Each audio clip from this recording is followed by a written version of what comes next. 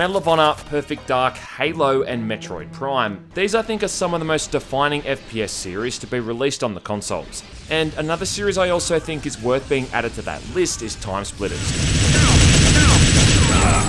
Released on what was really one of the best console generations of all time, they're easily some of the best console shooters ever made. Developed by Free Radical, made up of a bunch of folks who eventually went to work on Crysis. Not to mention, it was also made up of a bunch of guys who worked on both GoldenEye and Perfect Dark. So they've got some serious chops when it comes to console shooters. If you've played both of those games too, it's going to be easy to see some of the similarities. From the structure of the missions, right down to the weapon reload animations, or lack thereof. I still remember reading a review for Timesplitters 2 way back when it first came out, and it was described as essential for anyone with a central nervous system. And that's a line that's always stuck with me, only because I just think it so perfectly encapsulates it. Looking back on the series, I do think the first game has seen better days, and people might argue that Future Perfect is the best game in the series, and look, that may be true. Okay. But in terms of just upping the ante and improving the base formula, Timesplitters 2 I think just easily beats it out in that regard. Timesplitters 2 took the charm, the characters, and the premise of the first game and just packed it full of even more features and modes, and that jump in content between the first and the second game is just humongous. And I've got a lot of fond memories of playing this thing, back when the only hard decisions I ever had to make was whether or not I wanted a ham or a peanut butter sandwich at school the next day. Perfect!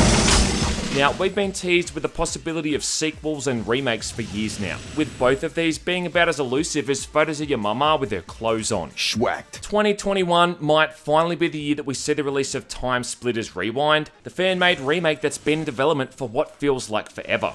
So while we all sit here twiddling our thumbs and waiting for it, and since I'm always happy to tongue this game's arsehole, I thought it might be worth going back and taking another look at this absolute masterpiece, a game that I think is the best sequel ever made.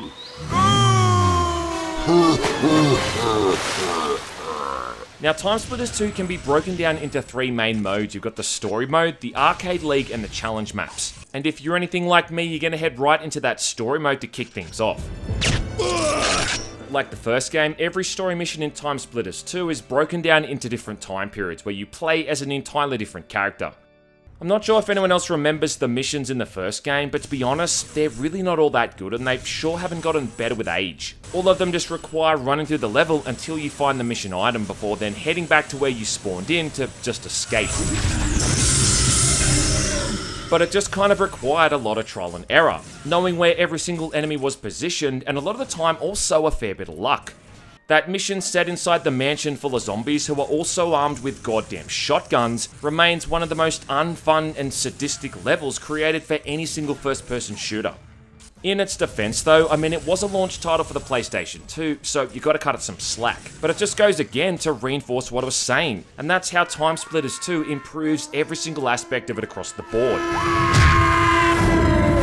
And that's no more apparent than just looking at these story missions alone. This time you're actually playing as Sergeant Cortez, but every time you hop into a new time period, you also hop into someone else's body like it's an episode of Quantum Leap. Each level comes with different weapons, different enemy types, architecture, and music. And yeah, there's some great music in this game as well. It basically gave the level designers the excuse to put anything they wanted into the game without it really needing to make all that much sense. So that means you can go from the year 1990, then to 1932, then as far as 2280 into the future without really having to think all that much about it.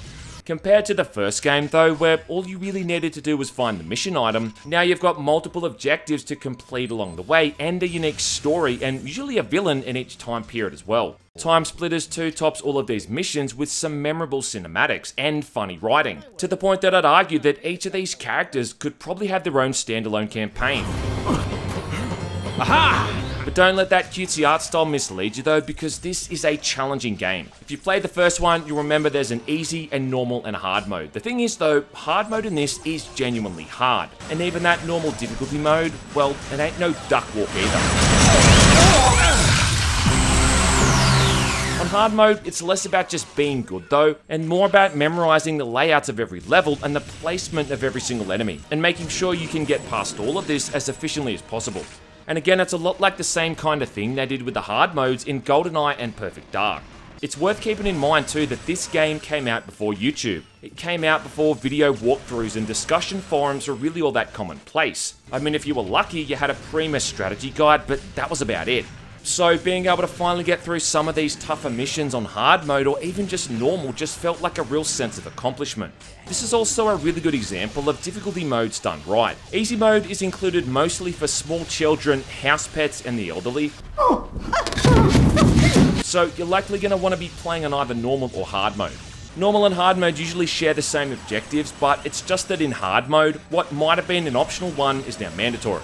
In the case of timed events, you're given far less time to complete them. But I think just more importantly than that, enemies are way more accurate and you take way more damage. I mean, yeah, this difficulty doesn't fuck around. You're gonna die a whole heap. And there's nothing you can do about it. But guess what? That's life. The world isn't nice and neither is this game, bitch.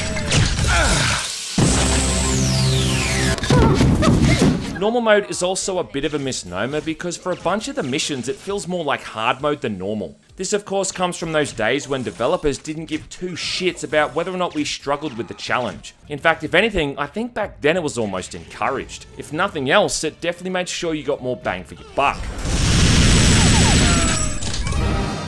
Even that opening mission in Siberia is likely to leave some players stumped, and I can attest that playing this as a teenager, I spent a fair bit of time trying to get through it. The reason for that is twofold. First off, there's no healing items in the levels, only armor, and even then, you're only going to find a couple of pieces of armor per mission. Secondly, you only get a single checkpoint per level. A mission's only going to take 15 to 20 minutes to get through, but that's 15 to 20 minutes you're having to replay over and over every time you fail. And then also, just what you're doing from mission to mission is always completely different and unique. This whole opening level in Siberia feels like one massive GoldenEye homage, even right down to the music.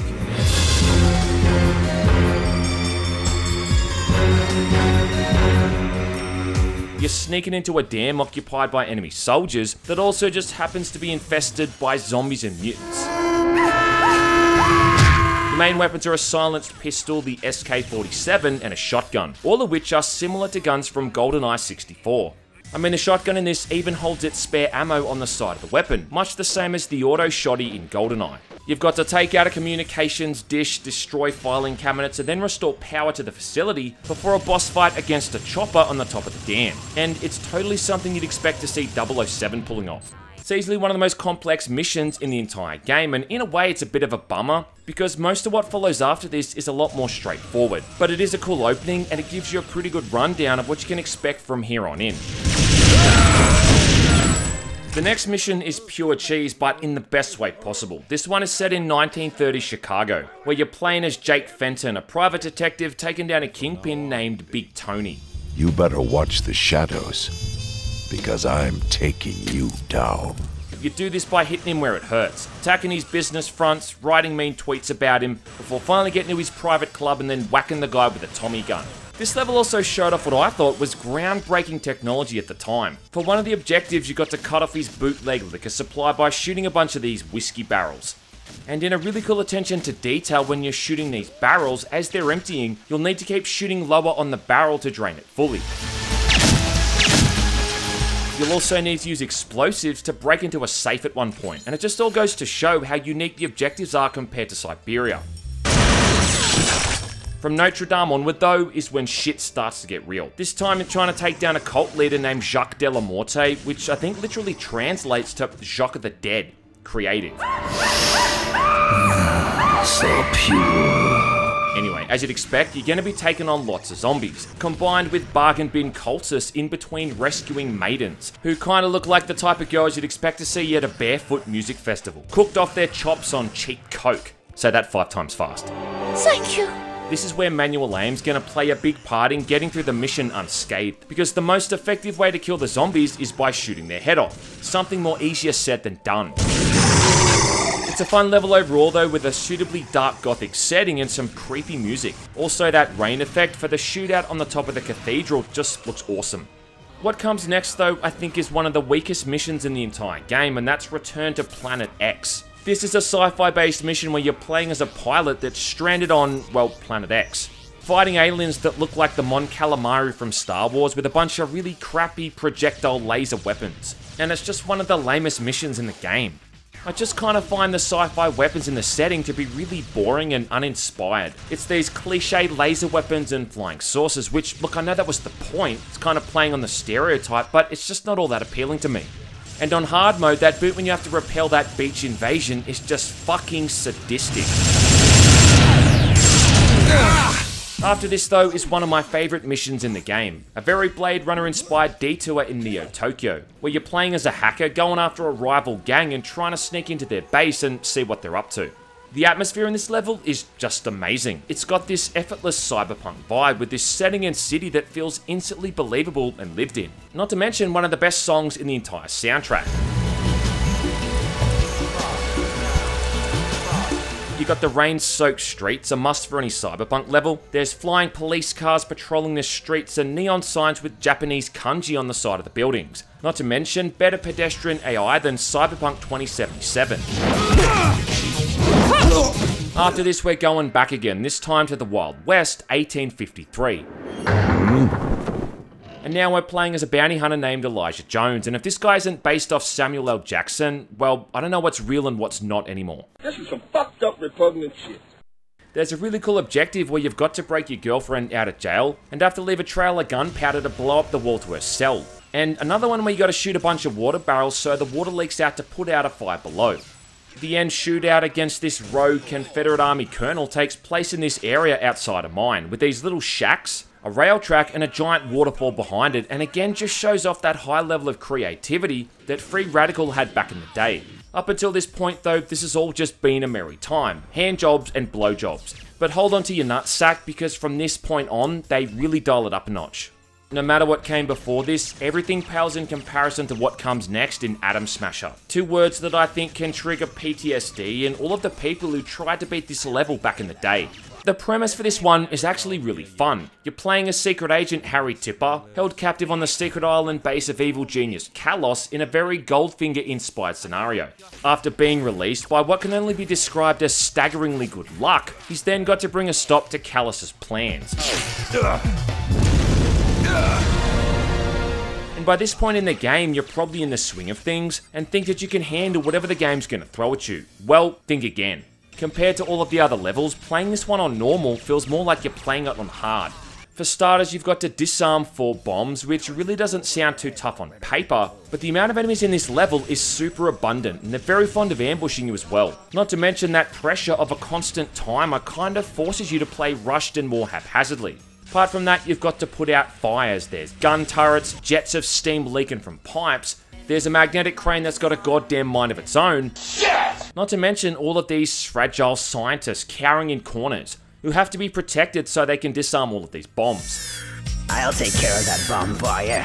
You only get 1 checkpoint in this level, which is fine and standard as per the rest of the game, but it feels like the checkpoint in this one is put really early in the level, and that forces you to replay the majority of the level repeatedly. For the final part, you've got to activate 3 switches, all whilst constantly spawning in Timesplitters or attacking you. This level right here is the reason why I've never beaten this game on hard mode back on my PlayStation 2. And the only way that I've ever been able to beat it on hard mode is when I'm emulating it. Also when I've been save scumming like a little bitch. Save scumming though is kind of like masturbating. I mean, it feels good while you're doing it, but at the end it kind of leaves you feeling dirty inside. I don't think the final few missions are as bad as Atom Smasher, but look, they're still far from being a cakewalk. For the next one, you're in the Aztec jungle playing as Captain Ash, which is definitely one of the more humorous missions in the entire game. Here you've got to avoid natives armed with crossbows, along with monkeys who throw explosive watermelons. Yeah, seriously. You've got to use fire to kill humanoid trees and get rid of beehives, and then have to avoid Indiana Jones style traps and murderous stone golems. Overall, it's actually pretty damn fun. After that, you're in the future again, the year 2315 inside the robot factory. Another mission with far too many slow-moving projectile weapons for my liking. A lot of people say that this is the hardest mission in the game, but since I was never able to beat Atom Smasher on my PlayStation 2, I guess I can't really comment. And then you've got the final level, which is more like an extended epilogue, where you're playing as Cortez and escaping the space station to try to get back to Earth. The time limit for this one is so constricting that it's downright traumatic.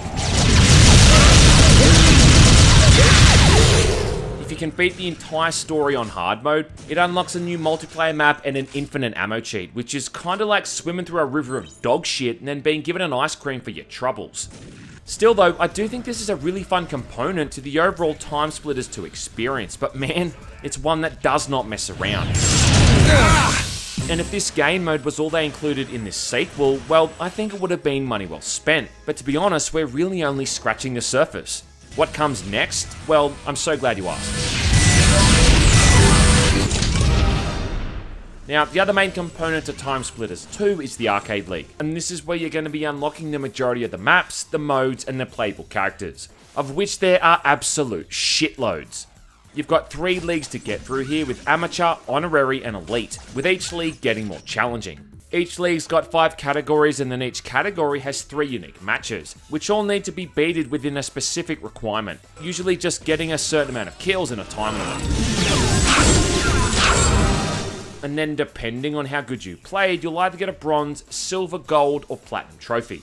Beating most of these with at least a silver medal though is all you really need to unlock something, which is all that everything really boils down to in the end anyway. Because going off and setting up your own custom matches against the bots with these dozens and dozens of different variables is where the game really shows off its near unlimited replayability. And I mean look, if a grown man can't have a harem of female characters to squad up with, well then what's the point of even living? The bot AI is also intelligent enough to the point that if you didn't have friends to play with, you could easily just play against these guys and never get bored. All of these matches also feature the same kind of multiplayer mode you'd expect as well. You've got Deathmatch, Team Deathmatch, Capture the Bag, which should be self-explanatory. Then there's Virus Mode, which might be one of the worst game modes in any game ever made.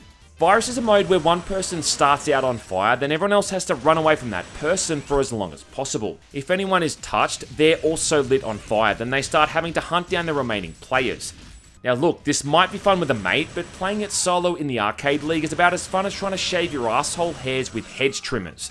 And I think the reason for that is because you're pretty much just at the mercy of the RNG. Whether or not too many people get infected quickly and it starts to snowball, or I don't know, sometimes you're just unlucky. And the first person you happen to run into happens to be infected.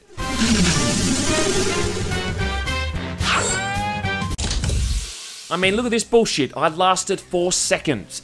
And look at that, I even managed to beat that record a couple of minutes later when I got caught in 3 seconds. Shit! I reckon the other modes are still pretty fun though. Thief is basically kill confirmed. Zones is the same shtick as Domination, holding a bunch of points across a map and trying to reach the score limit before the other team. Gladiators where only one person can score points from kills at a time, so everyone's trying to become the gladiator to actually be able to get any frags. And these might be pretty standard game modes, but the way they've been worked into the matches for the Arcade League is anything but standard. I mean, for one of the TDM matches, you're playing as a mobster and the entire enemy team is comprised of ducks armed with shotguns. Another one, you're the returning Chinese chef from the first game and the entire enemy team is now gingerbread men. Like the story mode, you can kind of look at these leagues as easy, normal, and hard mode. And I really think that for a lot of the elite matches, you really have to utilize map control, and in some instances, know what the best possible exploits are. And it often just becomes a matter of knowing where these spots are on each map and hunkering down long enough to win the match. I mean, sometimes you've just got to cheese your way to victory. The assault maps is where it starts to really get sadistic, where you've got to complete a series of objectives as quickly as possible to finish the map. These matches though are the very definition of trial and error, and honestly I couldn't tell you how many times I threw my controller into my bedroom wall, just trying to get past some of these. I've still never managed to get platinum in some of these either. I mean, I think I'd have a better chance at spontaneously combusting. I think the main thing that pisses me off about these matches is how later on the AI is gonna literally cheat. They can do all of these weird evasive movements like these little dodge moves to the side or sliding across the ground. And when they're in these animations, they seem to be invulnerable to all damage, which is bullshit. They've also got this nasty habit of almost already shooting at you before they're even in your line of sight, which is also frustrating. However, all of the pain and the suffering and the constant restarts is all worth it, because beating these levels with a silver or a gold medal is going to always unlock some new stuff for you to play around with. Most importantly though, unlocking characters that look like this, and this. And you know what? It's people that make the difference. The whole thing just reminds me of a simpler time, when female characters in video games could have titties that would block out the sun. And Free Radical really were the absolute connoisseurs of 7th generation titties. Just a shame most of these characters also look like they suffer from a serious case of fetal alcohol syndrome. Okay. And finally, that brings us on to the last component, which are the challenge maps, and I gotta say that this is probably my least favourite mode out of the entire game. Again, like the arcade leagues, you got a bunch of categories, this time 7 broken down into 3 different matches, with getting that silver or gold medal necessary to unlock extra content. The thing is though, I just think that most of these kinda suck. The first category is about smashing windows within a time limit with something as menial as a goddamn brick, and it's about as boring as it sounds. The next category are the zombie beheading challenges, which are notoriously sadistic. If you ever played the first game, well, those bad memories are probably already coming flooding back. The first match isn't too bad though, but the only catch I think is that you've got barely any room to move around in, and if you move out of this designated zone, you get this super loud and obnoxious countdown. And about the only thing that triggers me more than this sound effect is that countdown in Sonic the Hedgehog when you're about to drown. The second one, I have to believe, was designed by someone who was just really having a bad day. Not only is it even more constricting than the first one, but now all of the zombies happen to be on fire. And you're also given the tactical shotgun, which I think might be one of the most useless shotguns in any video game I've ever played. Should you persevere with this category, which, let's face it, you're gonna, you've got the final one, which is knocking the zombies' heads off with nothing but your fists. And that might be fine, but the zombies always do this annoying thing where they lunge forward before they attack, which completely throws your aim off. The next category is all about replaying through short sections from the story missions without being detected. It's boring. There's another category where you've got to shoot all of these cutouts like you're in a shooting gallery, which is also pretty boring. Then for one of the modes, they tried to bring back the feel and the gameplay of the levels from the first game in a mode called Story Classic, and these are just horrible. Yeah, remember how dated those original Timesplitters levels are? Yeah, well, what a fantastic idea to try to bring them back. It'd be like bringing back mustard gas and selling it in aerosol cans in supermarkets. Feels like going back to eating your meals with your bare hands after you've already learned what a knife and fork is. Then there's the 6 or so different monkey-themed levels. And I gotta say that I just don't know what this game's fascination is with monkeys. I mean, are monkeys really that funny? They're not, are they? You've got 3 Pac-Man style levels where you run around collecting bananas. And this one's okay, I guess, but the pickup radius for the bananas is really small. And I love it too how the radar's always fucking glitching out while I'm trying to look ahead. Then you've got monkey clay pigeon shooting, which might have been fun had they not picked the absolute worst weapon in the game. Yes, again, the tactical shotgun. How about I tactically throw that shotgun in the goddamn trash bin? There's another one in a circus where you've got to shoot the watermelons out of a monkey's paws, and then another one where you've got a minigun and have to shoot bouncing monkeys before they make it across the dam. Because, okay. A lot of these rewards for the challenge mode are also kinda lame, like unlocking the brick as a starting weapon, or something even more pointless like different kinds of hats. I just feel like they really could have done away with this mode entirely and just buffed up some more content in the arcade leagues, because that stuff, to me, is just way more fun to play through. Perfect. Still though, if you bought this game on launch, it would have been money well spent. And I haven't even really touched on the map maker. I honestly couldn't tell you how long I spent with that thing, creating all of my own maps that no one ever got to play or even see. Perfect. You know, one of the greatest tragedies of the modern age is that we still don't have a proper remaster for this series, and it's something that I've just never understood. I mean, Free Radical, or whatever they're called now, would just be able to print money if they ever put all these 3 games together in a neat little package. And it's a series that would really benefit from it, considering the ease at which you can set up multiplayer matches with people around the world now, not to mention being able to hop into the story mode and play through the whole thing with a mate in co-op would just be awesome. Timesplitters 2, on the whole though, is really I think one of those games that's just aged like a fine wine. It's kinda like the Christy Turlington of video games. Thank you. And every time I replay it, I'm reminded why I fell in love with this thing all those years ago. It's got charm and personality, it's colourful and appealing to look at. The music is great, the voice acting is great, and it never feels like it's going in circles. Every single game mode, challenge and map always feels like it offers up a unique challenge, and it's still staggering how much they managed to cram into it. And considering all the other shooters that came out around the same time period, the fact that it still stacks up against them over a decade later is really saying a lot.